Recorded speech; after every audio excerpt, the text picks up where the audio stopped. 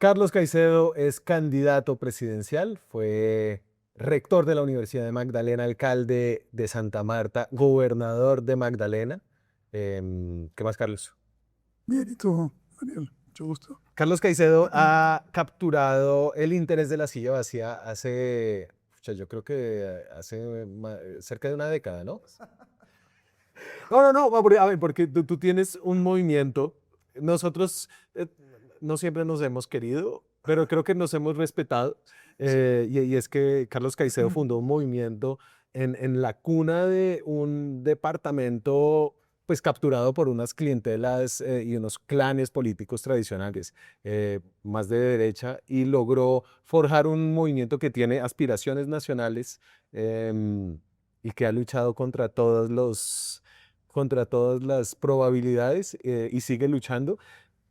Yo creo que haciendo un poquito del mismo clientelismo que hacían en los clanes contra los que luchaste, pero ya vamos a hablar de eso en esta entrevista. Ujú. Vale. ¿Cómo va esa campaña? Bueno, va bien. Estas campañas en este proceso van a depender básicamente de las propuestas que se presenten, ¿no? Porque yo creo que los colombianos están ávidos de eso.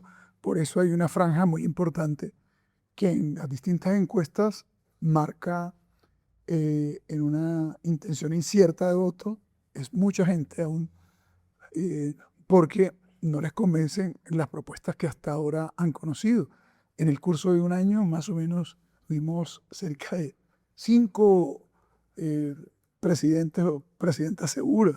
Fíjate eso cómo fue cambiando a lo largo de ese año. A ver, yo creo que ahí tú tienes razón, ¿no? Ya era Vicky hace Por ejemplo, un año largo. Después, no estuvo Galán, estuvo Ike, estuvo Galán, no, Fajardo. Galán no No, es que en estuvo. las encuestas, en los primeros lugares, Claudia, Fajardo, bueno, inclusive Gustavo Bolívar, ¿te acuerdas, no? Gustavo Eh, Bolívar.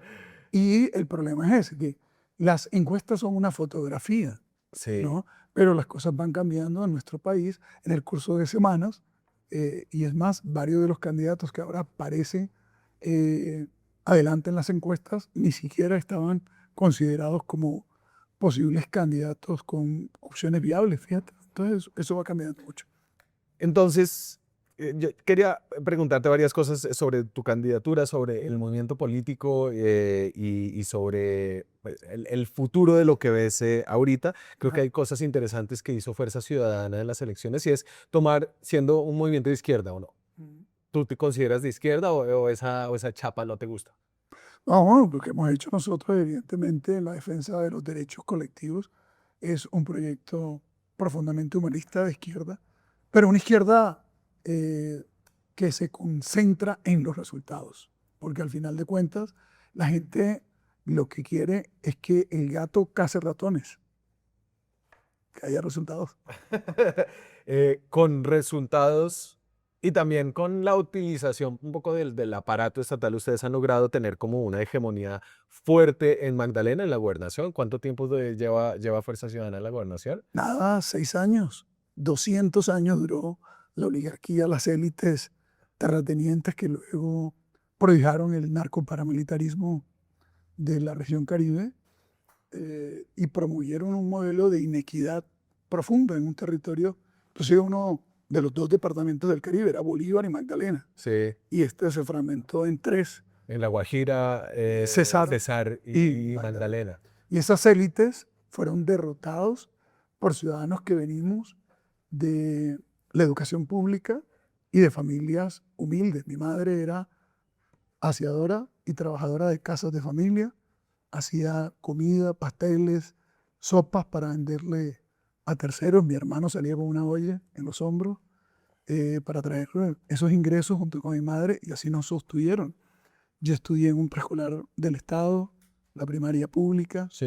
en el Liceo Celedón luego, en la Nacional, y, y eso les ha dolido y les ardió, por supuesto, esas élites bicentenarias en el poder.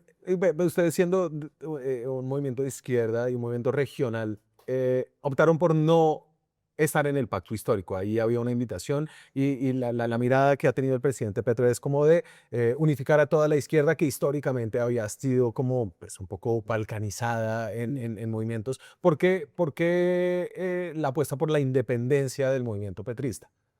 Bueno, Es que son dos historias diferentes, ¿verdad? La una construida desde el centro Sí. eh, y la nuestra construida en la periferia, en lo regional, en lo territorial. Nosotros, claro, siempre hemos estado en procesos convergentes. Fíjate que en el 2018 yo estuve en una consulta y el presidente Petro me ganó, sacó 2.800.000, nosotros 515.000 y lo apoyamos. Y él le ganó a Fajardo por 200.000 votos. Ahí estuvo nuestro aporte, nuestro acompañamiento. Luego, en las elecciones en las que él se enfrentó a Rodolfo Hernández, Fuerza Ciudadana llevó una lista al Senado porque lamentablemente no pudimos converger en la lista del pacto porque hubo intereses allí que no estuviésemos en esa lista. Ajá. Recuerda que Fuerza Ciudadana era la única fuerza de izquierda que estaba con gobiernos territorial en la alcaldía de Santa Marta y en la gobernación del Magdalena, mientras que el resto de fuerzas tenían presencia en el Congreso, pero no tenían el soporte o sustrato en gobiernos territoriales. Entonces ahí nos hicieron como el baile del indio, como se dice coloquialmente, y al final los compañeros que tenían el interés de ir al Congreso, se construye la lista, y es una lista que logra el umbral, así como el pacto le robaron 700.000 votos, el señor Alexander Vega, que denunciamos por todas las vías, se coge 35, que era lo que le faltó a la lista de Fuerza Ciudadana, que sacó 470.000, para lograr ganar el umbral. Sí. Entonces, sin embargo, esos votos, ¿a dónde fueron? Al presidente Petro. Y entonces ahí hubo una especie de reconciliación cuando el presidente Petro pasa a segunda vuelta y quiere como aglutinar todos los apoyos. A mí me contaron que, por ejemplo, tú tuviste una conversación personal con Petro y él, para atraer al movimiento y para darle una participación, te ofreció el Ministerio de Educación, un área en la que tú has tenido un trabajo previo, fuiste rector de la Universidad de Magdalena y desde ahí lanzaste un poco tu movimiento político. ¿Qué pasó con ese ofrecimiento? ¿Se dio? ¿Eso es cierto? ¿Y por qué no se dio? Bueno, sí, claro.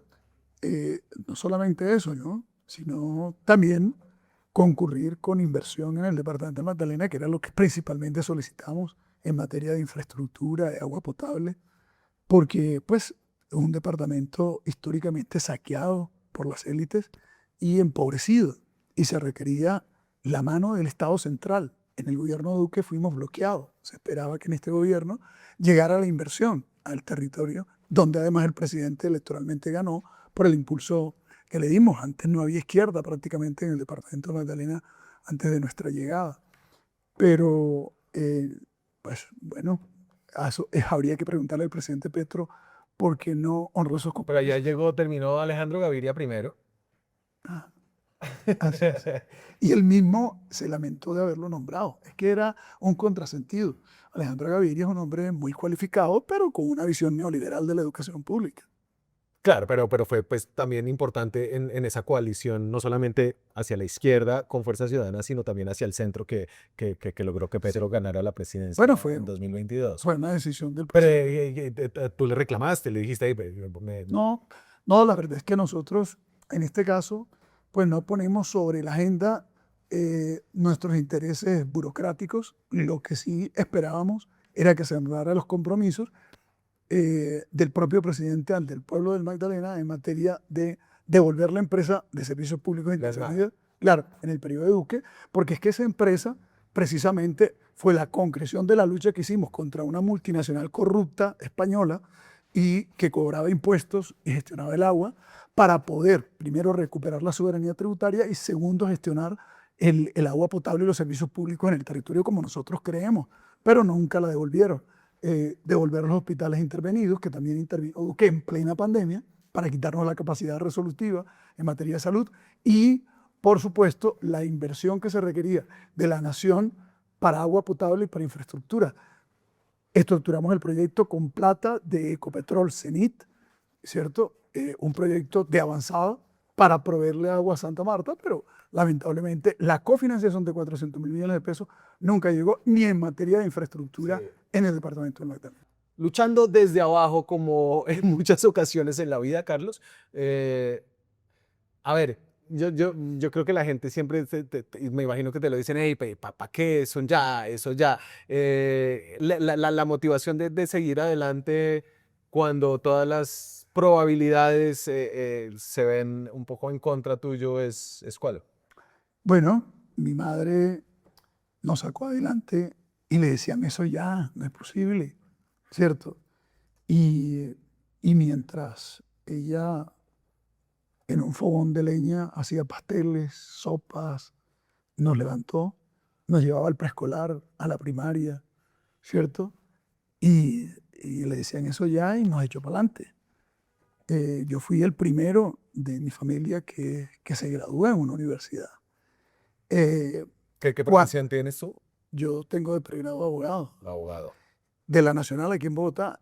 Mira, nos decían eso ya cuando la Universidad del Magdalena pasaron 5 rectores en un año. Yo llegué casi por sustracción de materia y la querían liquidar. Acabaron la universidad pública, eso es un delito de lesa humanidad. Y nos dedicamos a recuperarla. La transformamos al punto que esa universidad ya refundada pasó de 2.000 a 10.000 estudiantes, triplicamos la oferta de pregrado, de posgrado, los programas de bienestar, construimos un hermoso campus, se volvió una de las mejores universidades públicas de Colombia y llegué a ser presidente de la asociación de todos los rectores del país. Y nos decían, eso ya, cálmate. Pero ¿sabes qué? Aparecieron los narcos paramilitares.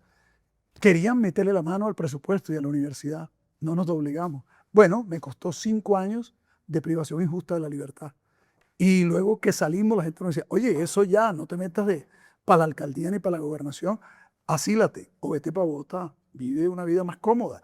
Pero decidimos seguir luchando por la gente y logramos la alcaldía contra todos los pronósticos, levantando un movimiento Y ciudadano. eso significa que tú llegas porque llegas. O sea, no te vas a bajar antes de primera vuelta. Pero por supuesto, porque es que nosotros estamos representando al pueblo que viene de abajo y que quiere que las cosas cambien más allá de acuerdos políticos. ¿Y qué piensas de Iván Cepeda? Hombre, yo respeto mucho a Iván, por supuesto que él y yo coincidimos en la lucha por los derechos, ¿no? Los derechos de los más vulnerables, de los sectores sociales, de los sectores populares. Somos caminos distintos en la construcción, por supuesto, de nuestro proyecto de país, yo en la región y en la gestión ejecutiva buscando construir resultados, él en el Congreso de la República. Ustedes en la lista del Congreso que lanzaron y que no logró el umbral, se fueron con el partido Comunes. Y mi sensación es que Comunes, pucha, votó fiel con el pacto, ¿no? Con la agenda del gobierno y al final no encontró espacio ahí. Y sí lo encontró con ustedes. ¿Por qué ustedes sí le dieron el espacio a Comunes? Bueno, mira, nosotros creemos en la paz por principio, es que la propia Constitución así lo establece para el país. Y si tú crees en un proceso de paz, no puedes, digamos, estar con los que firman la paz solamente cuando tienen los focos encima, son famosos y todo el mundo se quiere tomar fotos con ellos y darle la mano. No, la reconciliación tiene que tener consistencia en las buenas y en las malas. Y el mensaje tiene que ser claro, es mejor que estén en la política a que se regresen al monte. Y si todo el mundo le cerró los espacios, pues ahí estábamos nosotros, con nuestras capacidades, las que fueran, puestas al servicio de que se la jugaran en la democracia. Ahora, otra cosa fue la decisión del pueblo electoralmente hablando. Que no fue buena. La No. candidata de Comunes sacó 10.000 votos, Sandra Ramírez, que terminará como senadora ahorita y ya no continuará. Pero ellos se sometieron, ¿no?, a un proceso y De bueno, acuerdo, eso es. de acuerdo. Te voy a mostrar esta gráfica. Este es el crecimiento del pacto en el Caribe. Y muestra, ¿qué es lo que muestra? Entonces hicimos un reportaje para entender cómo Petro logró, primero, tocar una fibra costeña, ¿cierto? Siendo él nacido en la costa, pero criado en el interior. Sí. ¿Tú lo consideras costeño? Eh, un colombiano, un colombiano. ¿Cómo así? No. A ver, Gustavo es un hombre que, por supuesto, como muchos de nosotros, han nacido en regiones, pero buscan construir su espacio político y salir adelante en otras regiones distintas en las que nacen. Yo nací en el Caribe, tuve la oportunidad de formarme durante varios años aquí en Bogotá, Bueno, el Zipaquirá es la pero, región. pero me regresé a la región. O sea, tengo una conexión territorial, cosanguínea y demás. Respeto, por supuesto, la decisión que el presidente tomó. Bueno, lo del pacto en el Caribe fue impresionante, ¿no? Sí, total. Y no, yo creo que hay mucho populismo económico, el salario mínimo, pues cosas que van a ser difíciles de sostener y que van a tener un impacto negativo en la inflación, que es el peor impuesto para los pobres. Sí. Em, y tú decías al principio, no, ese gato, no sé si estabas hablando de él, pero ese gato no caza ratones. Entonces, ¿qué es lo que gustó tanto del pacto y de Petro en el Caribe?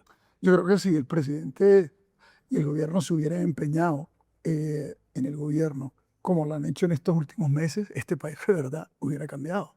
Y se les nota realmente una preocupación por orientarse a encontrar algunos resultados que dejen un legado positivo. Mira que con una medida que tomó como el aumento general de los salarios, cómo fue de bien acogida. Este es un país que está necesitando de gobiernos que se arriesguen, que sean osados con medidas como esas, que sin duda alguna pues puede tener un correlato crítico en cualquiera de las perspectivas que tú analices, pero que es muy positivo.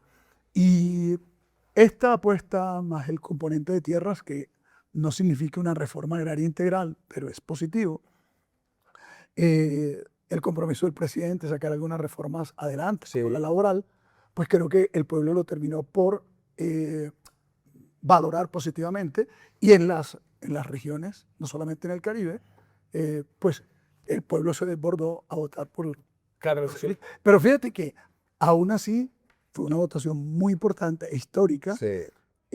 pero no se logra derrotar a las maquinarias, a esas que compran votos, a esos que siguen siendo elegidos para en el Congreso hacerle mandados a clanes, a Claro, mafias. o sea, que hay que conseguir, o sea, se considera el 20%, ¿no? Eso, Muy y que es importante, muy importante. muy importante. Y yo creo que Petro ha leído un manual de Fuerza Ciudadana, un manual tuyo, y es hacer política desde el gobierno.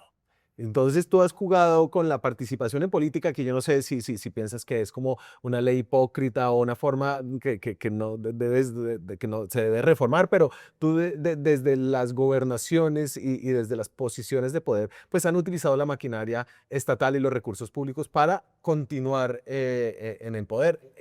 Nosotros hemos peleado por esto mucho durante los años y no quiero litigarlo ahora. Obviamente tú puedes verlo de otra manera, pero siento que eso es lo que está haciendo Petro ahora. Está utilizando el músculo estatal para impulsar a su sucesor, que es Iván Cepeda. ¿Cómo lo ves?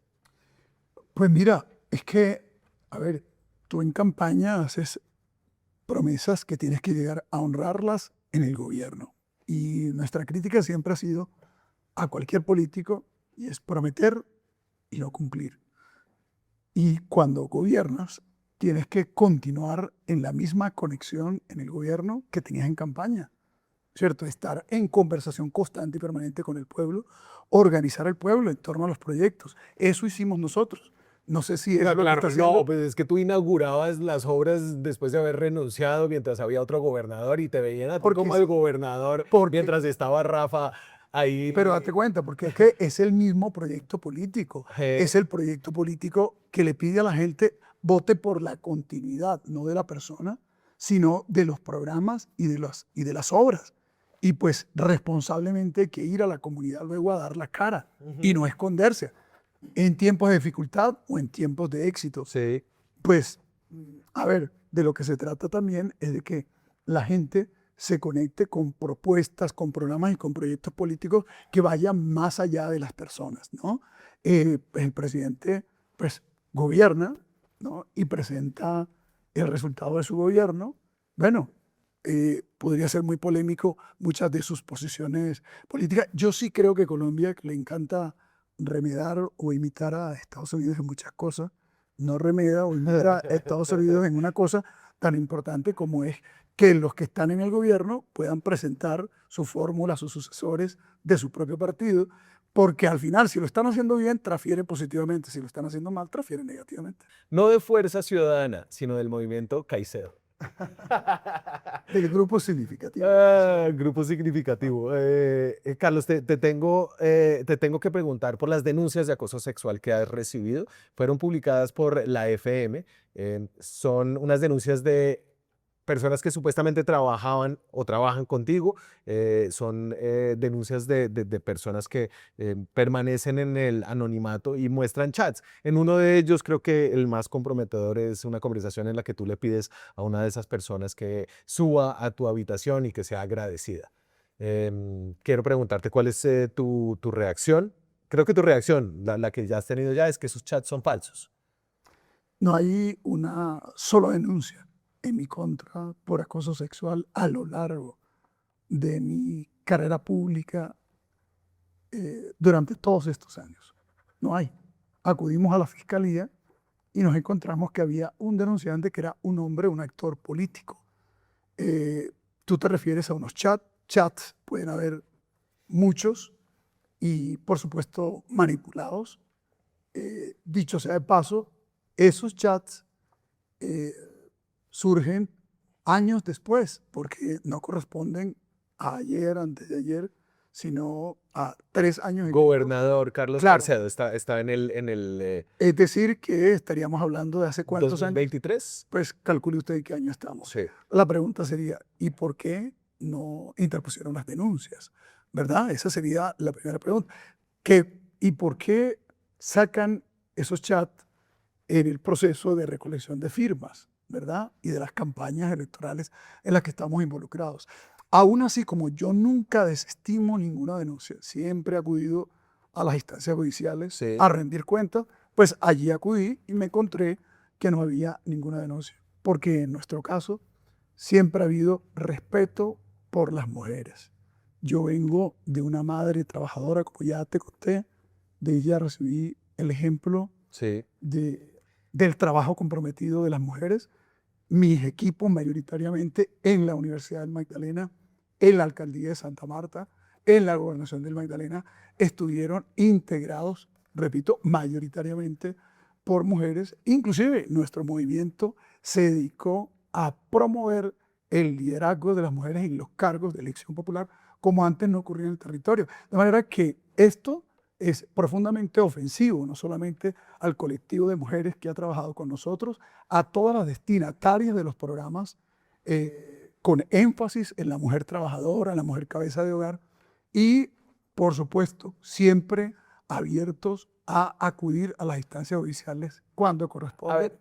Pero no hay en ningún Esto es instancia un judicial. scratch. Entonces, el scratch por la falta de acceso de muchas mujeres históricamente a la justicia por casos de acoso, abuso, el scratch se ha convertido en una técnica que está avalada de alguna forma por la Corte Constitucional, incluso como una forma de contrarrestar esa justicia e injusticia como histórica que han sufrido mujeres que han sido acosadas y han sufrido violencia de género Pero sistemáticamente. tú no te diste cuenta que, por ejemplo, en esos chats que tú te refieres, hay una mezcla de chat con denuncias a otras personas por simplemente ser militantes o presuntamente militantes del movimiento. Es que, mire, yo le voy a decir una cosa, Daniel, a mí no me ha absuelto nunca ningún periodista ni ningún medio, ninguno, en ningún tipo de acusación, y a mí me han acusado de absolutamente todo. Esto no lo habían ensayado, porque habían ensayado todo tipo de acusaciones.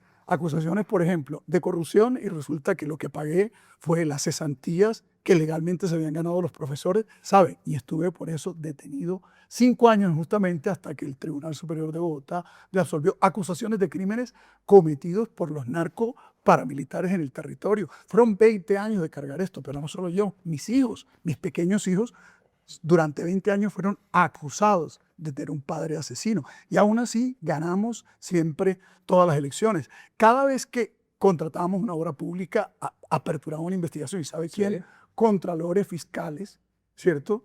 Y procuradores, perdóname, Ariel, termino, cuotas de grupos políticos. Yo te voy a decir una cosa, yo soy el único candidato presidencial reconocido por la JEP como víctima, porque precisamente todas estas estrategias que han montado los actores políticos que representan las élites que hemos enfrentado han tenido un correlato mediático. Y cuando salen las absoluciones, ¿sabes qué? De pronto, inclusive, algún medio que tú conoces, durante años me acusó, pero cuando sale el fallo, se silencian A ver, Ricardo, y no hay un entiendo. solo día. Entonces, no puedo aceptar que la prensa, en este caso, ¿cierto?, quiera hacer las veces de jueces. Oye, De yo creo que República. todos los funcionarios públicos tienen que aceptar estar bajo Por el eso, escrutinio de la pero prensa dime también, tú si ¿no? yo no lo he aceptado. No, Claro claro, que si lo estás aceptando aquí en este momento. Y Tan entonces, así que ha acudido a la instancia judicial. Dime tú, cuando alguien te acuse a ti de acoso, tú dirimes el tema en la silla vacía, en un medio o ante la instancia judicial.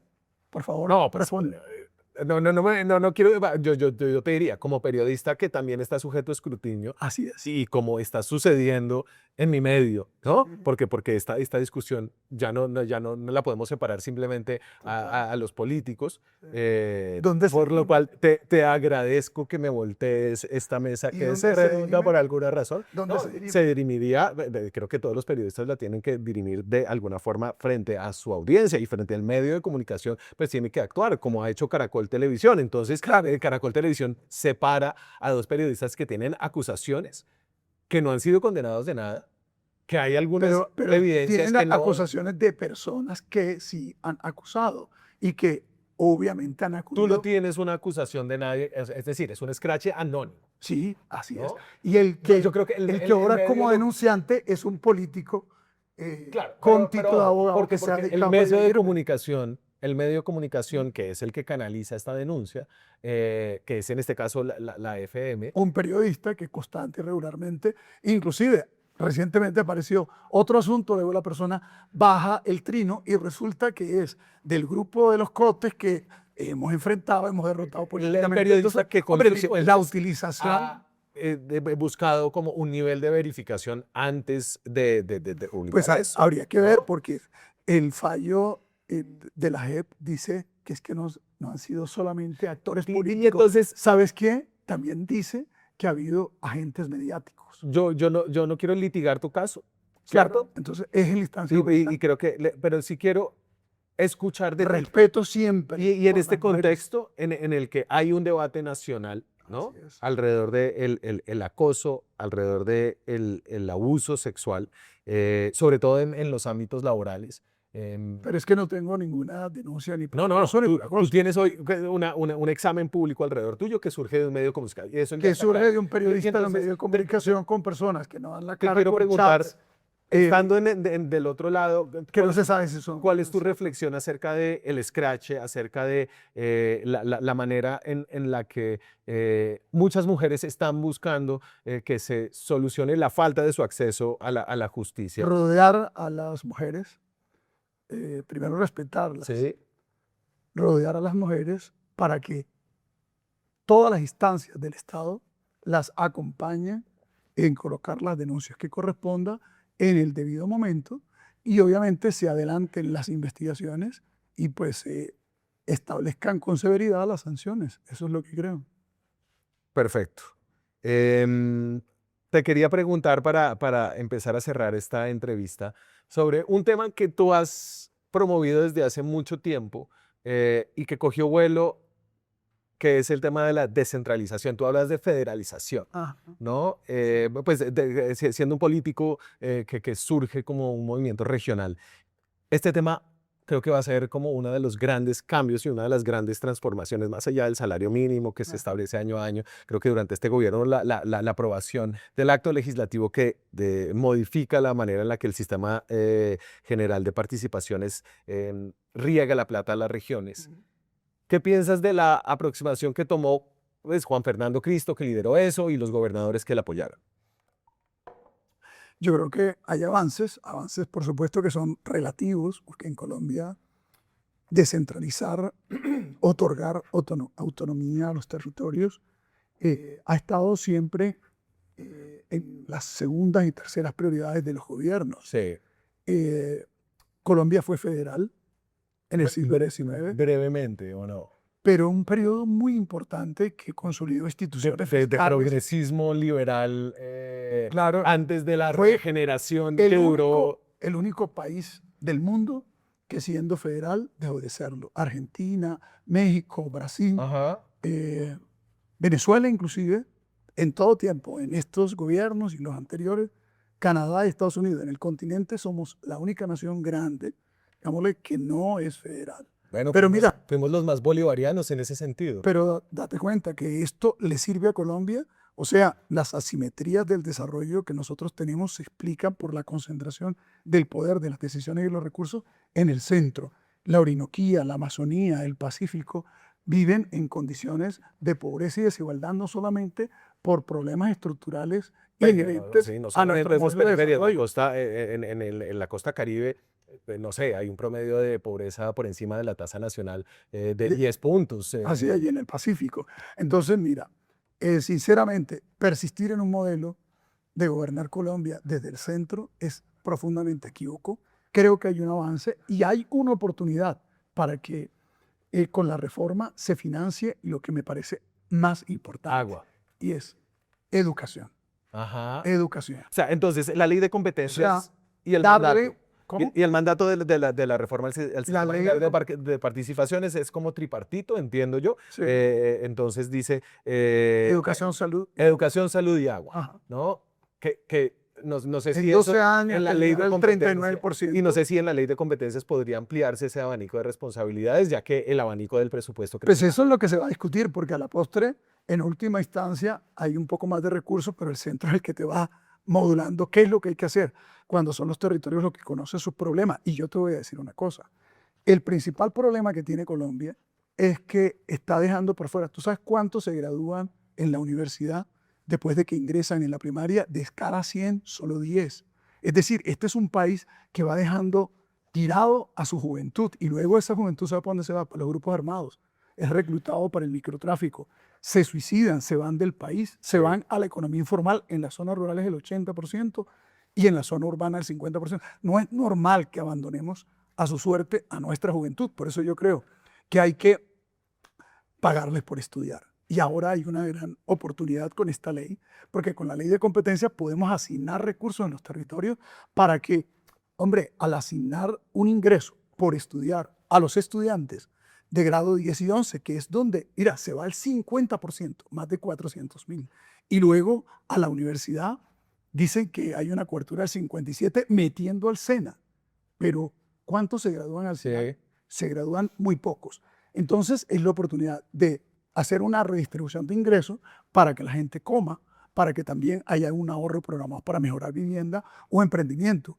Y te digo aún más, yo creo que hay que darle gratuidad en el transporte a los estudiantes como pasa en otros países y hay que darle alimentación a todos los que están en el sistema educativo público, que son las causas de por qué se retira y se terminan yendo, obviamente muchos al sicariato y luego terminan en las cárceles y entonces pedimos más cárceles, más ejército en los territorios.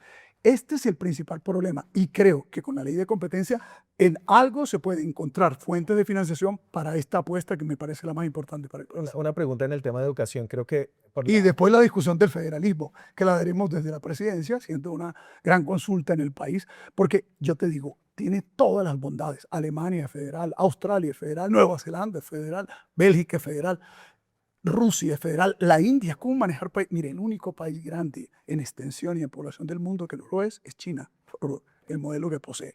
Pero manejar un país desde el centro de un país, además, con una burocracia bastante desconectada de lo que pasa en la región. sí, pero para ahí sí toca la Asamblea Nacional Constituyente. Pero por supuesto ya, y esa es otra harina de otro costal, discusión que tendríamos que dar en su respectivo momento. Pero yo creo que ahorita en esta campaña hay que hacer un debate sobre qué es más conveniente para Colombia y los colombianos en términos de las oportunidades que hay que darle a esos 5,5 millones que están ahí a la buena de Dios y que claro, por ellos van Sí.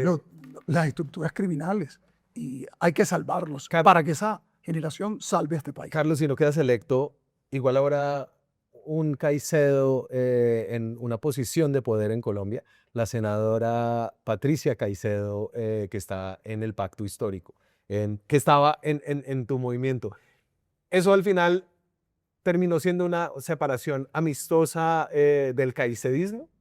No, yo he respetado siempre las decisiones políticas que ha tenido mi hermana. Recuerda que ella hizo parte del Partido Verde cuando nosotros estábamos.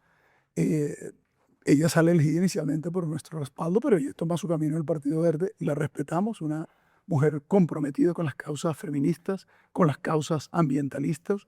Y con la repartición de tierras, te recibió Ah, un gran empujón de Felipe Harman Ahora está como trabajando, contratista. está trabajando en el Gobierno Nacional en ello ¿Eso te parece que está bien? O no, o sea, Patricia tenía un contrato allá en la Agencia Nacional de Tierras, tuvo mucha visibilidad, mucha gente cercana a ella también resultó contratada, salía en los eventos y después se lanza en el pacto histórico. Yo lo que pienso que cada quien, pues obviamente, tiene toda la libertad de tomar su camino. Lo que yo te digo es que buena parte de algunos senadores y ministros del gobierno del presidente Petro, que eran su equipo de confianza en la alcaldía de Bogotá, yo los recibí con los brazos abiertos cuando gobernador, cuando ellos no tenían gobierno, pero nunca quisimos decirle a ellos, oiga, haga de defección del presidente Petro. Por el contrario, nuestro cariño y nuestro respeto a ellos, porque no me parece que la estrategia sea debilitar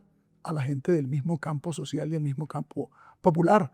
Respeto pues la forma como integraron la lista y la estructura de cuadros del pacto, aunque no puedo compartir sus métodos seguramente. Carlos Caicedo es candidato a la presidencia, irá hasta la primera vuelta. Su fórmula es Nelson Alarcón, un sindicalista del sector educación. Es presidente FECODE, directivo de la CUT. Carlos, muchas gracias por pasar por acá. Gracias, David. A ustedes también muchas gracias. Recuerden, suscríbanse al canal, hagan parte de esta comunidad que aspira a tener las voces de la mayoría, de pronto todos, no me quiero comprometer, hay muchos de los candidatos que van a la primera vuelta y nos vemos con más contenido en estos días. Que estén bien, chao. Adiós. Hacer periodismo independiente cuesta. Cada suscripción a este canal nos permite financiar historias que revelan patrones, intereses y otras dinámicas de poder que otros no cuentan. Suscríbase y sea parte de la comunidad que apoya a La Silla Vacía.